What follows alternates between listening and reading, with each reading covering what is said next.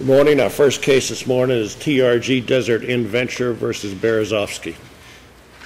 May it please the Court, Elliot Shirker on behalf of TRG. The sum and substance of the trial court's order allowing punitive damages in this case is a recitation of the statutory language from page 1 of the appendix.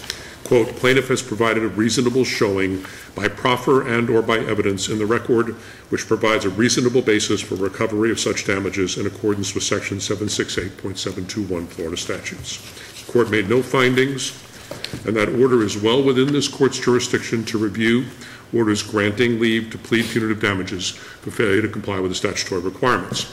And the controlling precedent from this court requires quashal because, first, Berezovsky failed to proffer any evidence to satisfy section 768.723 to plead a claim for punitive damages against TRG. And secondly, the trial court made no findings, as I've read out, that any of the statutory requirements were satisfied. It doesn't even appear that it was actually pled in the complaint. Would you agree that subsection 3 and the requirements under subsection 3 was not even pled in the complaint, even in the Fifth Amended complaint? That is correct, Your Honor. There's nothing you have the failure to plead it. Your position is the failure to offer any reasonable showing, and then the trial court's failure to make any findings. That's correct, Your Honor. If I might, their motion for leave doesn't even cite section 768.723. We raised it in response and argued it at the hearing. And to actually, in response to your question, Your Honor, this is what Berezovsky's counsel had to say at the hearing after we raised it in response. This is page 139 of the appendix. It's talking about the Surgeon Affidavit, which is a model of lack of clarity. There's certainly a reasonable basis to believe that the corporation management knew that there was an issue here, and at the pleading stage, that's all we're required to do when it comes to punitive damages. And of course, as this court held several times over, beginning with the Royal Caribbean case, there's a lot more that's required here, specifically in Royal Caribbean as here. Counsel, why isn't the fact that TRG sold the unit to Tarlow, why isn't that sufficient in and of itself to bring TRG into the subsection 3 of the statute? Because, Your Honor, subsection 3 requires one of three things be shown. That the legal entity, the corporation, actively and knowingly participated in the tortious conduct, in not just selling the unit. There's nothing tortious about selling the unit. So it's in the employee's intentional tortious conduct. Or that the legal entity ratified or consented to such conduct. Or third, that we were ourselves grossly negligent. And paragraph 10 of the Surgeon Affidavit says Lee Hodges was the project manager at the time I worked at Related Group, period. Mr. Hodges would sign off on assignments. Doesn't that provide sufficient evidence from which the court could, whether it did or not, could, and could have concluded that that procedurally the requirements were met? Judge, let me seize on the could have to begin with, because the court under Royal Caribbean is required to make findings. Not could have made findings, but is required to, as the court's language is, make an inquiry and make findings. Are you saying that there must be written findings above and beyond what's in the order? Royal Caribbean says either at the fault of the trial judge in that case for either making findings at the hearing or in the order, from which I can only assume that is a serious default. In Royal Caribbean, the judge said, I don't need any evidence. There were no findings at all. There are no findings here. As a matter of fact, at the beginning of the hearing, the court told, this hearing, in our case, the court told the parties, make this quick. I've read everything. Just give me your arguments. I mean, it's almost exactly what happened in Royal Caribbean. Except that there was, in this case, some evidence by affidavit. And that's the second part of my answer, Your Honor. I've got on the Surgeon Affidavit. What she says is Lee Hodges was a project manager. He would sign off on assignments. Remember, there was a signed assignment. Well, I was going to ask you that question legally, and it wasn't really addressed in the briefs, but it appears that this lawsuit is based primarily on the allegation that the corporate entity knew that there was a dispute over the assignment. But if the corporate entity has a signed assignment in hand, must it wait before it sells the unit to the person it's allegedly assigned to, and wait for the two parties to legally battle it out to find out whether it's a valid assignment, or can the entity, accept that assignment and sell the unit and let them battle it out after the fact? Well, Judge, that's going to be settled in this trial. It's far beyond the inquiry, and we don't have the record on a motion for leave to allow punitive damages for me to answer that question in any kind of detail. But Judge Shepard, to your question, the affidavit says there's a fellow named Lee Hodges who signs off on assignments. Remember, they got an assignment from Berezovsky. They got a signed assignment. It doesn't say that Hodges knew anything about the dispute between Tarlow and Berezovsky, or, more importantly, that Hodges was aware of tortious conduct by the only human who's identified in Berezovsky's very brief affidavit about what happened. He says in his affidavit on page 79 of the appendix, he says, this fellow, Justin Honorato, acknowledged receipt of my disclaimer and assured me the TRG wouldn't close. That's his allegation about what the employee did. But there's nothing in his affidavit, and certainly there's nothing in Surgeon's affidavit, that says anybody at the corporate level was aware of a misrepresentation or tortious conduct and condoned, ratified, participated in that conduct. Cannot paragraph 10 be read as a custom and practice sort of statement that he was the project manager? Sounds like over the whole project. Judge, I think that's fair. And would, as a matter of course, sign off on assignments.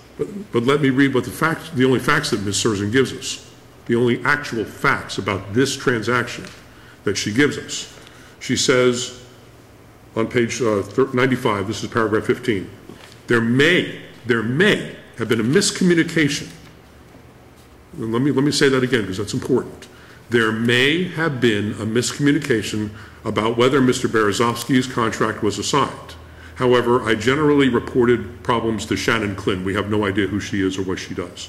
I recall Ms. Klin calling a meeting about this issue when it came up. I do not recall the details surrounding the meeting. That's the best they got, is that there may have been a miscommunication and there was a meeting. But remember, the statutory standards are strict and stringent. We must have knowingly condoned, participated in, ratified intentional tortious conduct by an employee or ourselves. On the punitive damage side, at the point where we presently sit, the question is whether there's a departure, and that's simply whether or not the procedure. That's correct. Procedurally considered, or even had before it, perhaps is sufficient, had before it all of the information, and maybe she didn't say 3, but in the order she said 1. 1 is the statutory standards. I know 1 is the statutory issue. Your position, it wasn't pleaded? She needed to say 3 as well as 1. Is that your position? Is it your position, Mr. Shirker, she needed to say 3 as well as 1 in order to preclude a denial? To be very precise, my position is it wasn't pleaded, it wasn't argued in the motion, there was nothing submitted to show intentional conduct. The trial court made no inquiry and made no findings on the 3 statutory requirements. We win at any one of those points. But yes, Your Honor, if a court does not find that a corporation engaged in conduct, that there's evidence that a corporation engaged in conduct that would satisfy one of those 3 prongs, that corporation should not be subject to the intensive discovery that to which a plaintiff would be entitled on punitive damages. That is correct. Thank you, counsel. You'll have 2 minutes for rebuttal.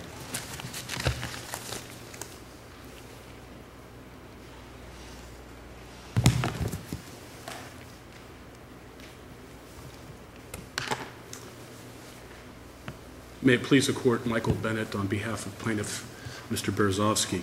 So a review of the hearing transcript reveals that there was lots of discussion, lots of argument concerning corporate involvement with respect to this punitive damage claim. It's not just limited to Ms. Surgeon's affidavit, but there's lots of evidence that shows that there was corporate involvement. And there was corporate involvement at the highest level because Mr. Hodges was the manager of the entire project, and he engaged in this conduct as well. He took a role in this conduct, but there were other employees. There were a total of 4 employees. What is the evidence that Mr. Rogers had a role in this particular transaction? So Mr. Hodges was a project manager, so he sets the policy for the entity with respect to how the procedures are run, and he's the one who decided to sign this assignment between Mr. Berezovsky and the other defendant below, Mr. Tarlow. Does it bear his signature? Does the assignment bear Mr. Hodges' signature? I believe it does, yes. Now, in addition to that, there is... and there's evidence in the record that he was aware that the validity of the assignment was in dispute. Well, there's lots of evidence concerning an issue Mr. Hodges. Not necessarily Mr. Hodges. Well, if you're saying he's the corporate person who would bind the corporation, then wouldn't he have to have the knowledge that there was a dispute over the validity of the assignment? No, not at all. Not just that he signed off on it in due course, but that he had some knowledge that there was even a problem over this assignment. Not at all. His involvement as the head of the entity is only required under 768-723 if we're getting or attempting to get an amendment of punitive damages under subsection 2. That's just condoning or consenting. But with respect to subsection... You have to show that the corporate entity actively and knowingly participated in the alleged intentional misconduct or gross negligence of an employee. That's correct. So who from corporation, from management, do you contend, or is there evidence of, that had knowledge of this dispute over the assignment? Sure. So, first of all... So it's not Hodges. Who is it? It's not Hodges. It's whoever... There's people with authority, right? So the person with authority who allowed the closing to go forward despite the fact that they had received lawyer letters... But that's, you're talking about an employee, correct? Not someone in management.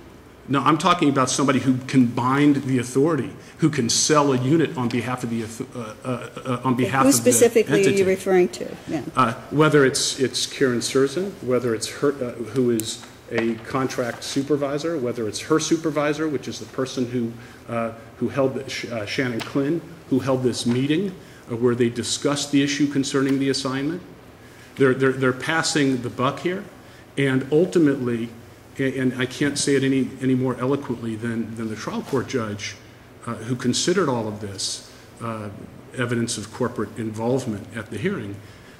Ultimately, what the judge said was,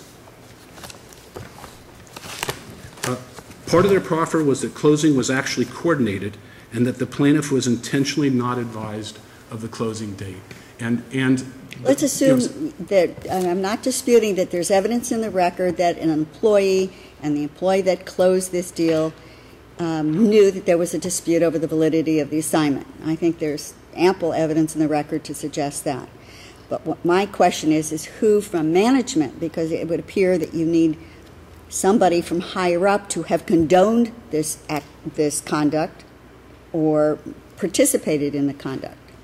Okay, so I'm trying to find out who from higher up you're relying on in the evidence. Sure, I'm sorry. The person who closed on this real estate transaction on behalf of the entity, the person who sold that unit. That's the employee, correct?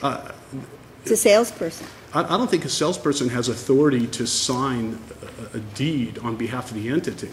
That demonstrates a level of control and authority.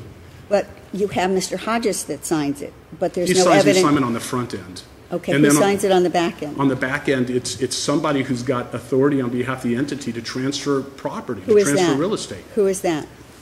I don't know the identity of that individual, but it obviously has to be somebody who's got gravitas, the authority to bind the entity, who's got some level of control. If we don't know who it is, then how do we know what that person's position is in the corporation? We know the position. We just don't know the identity of that individual. We know that position is one that carries with it the authority and control to be able to review a file, see all of the evidence that's in there about the lawyer letters, about the dispute, about a meeting that was held, and to throw it all up in the air and say, you know what, we're going to close anyways. We don't care about Mr. Berezovsky. We don't care about this dispute.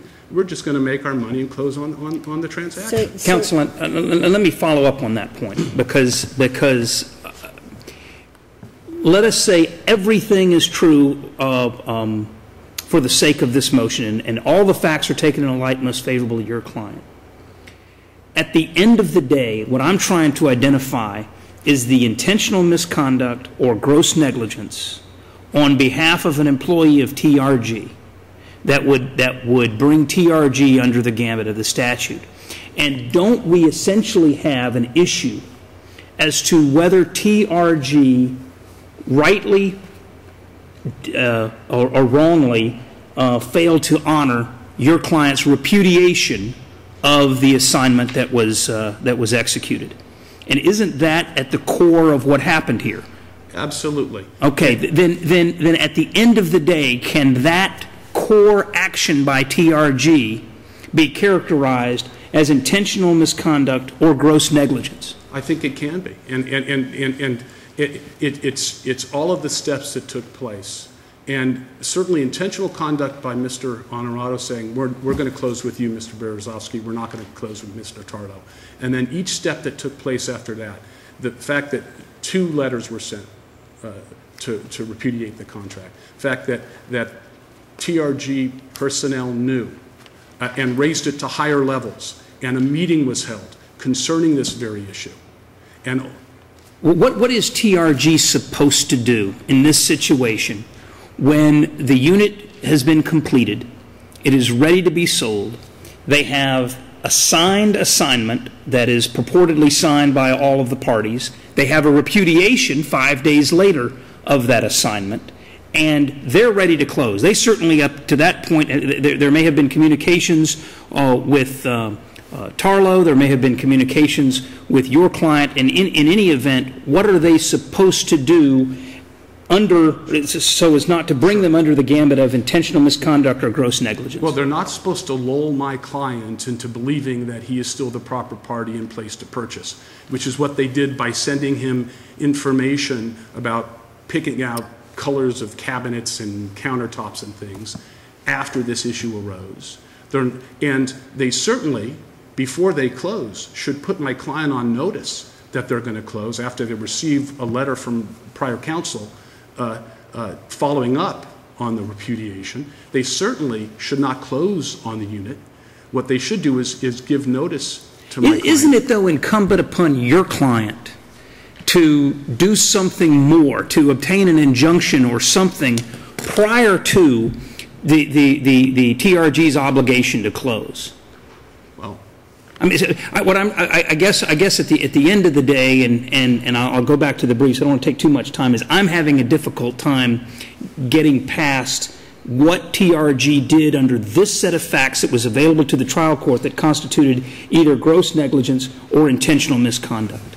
Well, and that's why we have the ability, we've certainly, in this court's review of, writ of certiorari is extraordinary remedy. Understood. And this court's review is extremely limited, especially when it's a motion granting leave to amend. So if there's any basis whatsoever, when you review the proffer and you review what the court considered, then the court's ruling should not be disturbed. And I understand that Your Honor may differ with the trial court judge, and Your Honor may believe that a jury, that's not enough for a jury, or that if I were on the jury, I wouldn't agree with that. But as long as there's the minimal basis, then this thing should go. This court should not weigh that evidence. If there's any evidence at all, then the procedure has been followed, and the statute's clear, and the case law interpreting the statute is clear. As long as I get some bare minimum out there, that's all that I need to do. Well, as long as the trial court made a finding that that was sufficient, that that was a reasonable showing. That's the problem I'm having, is that if you don't plead it, and if it's not really being argued at the hearing and the trial court makes no finding, then how do we know that the trial court even considered subsection 3, especially with the minimal amount of evidence that is in this record that could even support a finding? Sure. Well, a proffer was made. There is evidence in the record. We filed our motion. There was an evidentiary hearing where evidence was proffered. Argument was had by counsel for the plaintiff and defendant below. The court considered everything and entered the order. And the court is not required. Said plaintiff has provided a reasonable showing by proffer and by evidence, which provides a reasonable basis, and so on. That was my next statement. That's sufficient from your viewpoint. Absolutely. Correct? There is no requirement that the court make findings in an order. To lay out its reasoning, you're saying. Absolutely correct. As long as there is a basis, a minimal basis for the court to make its finding. And that basis is intentional conduct is what you're alleging. Or gross negligence. Or gross negligence. That's correct. All right. Thank you, counsel. Thank you.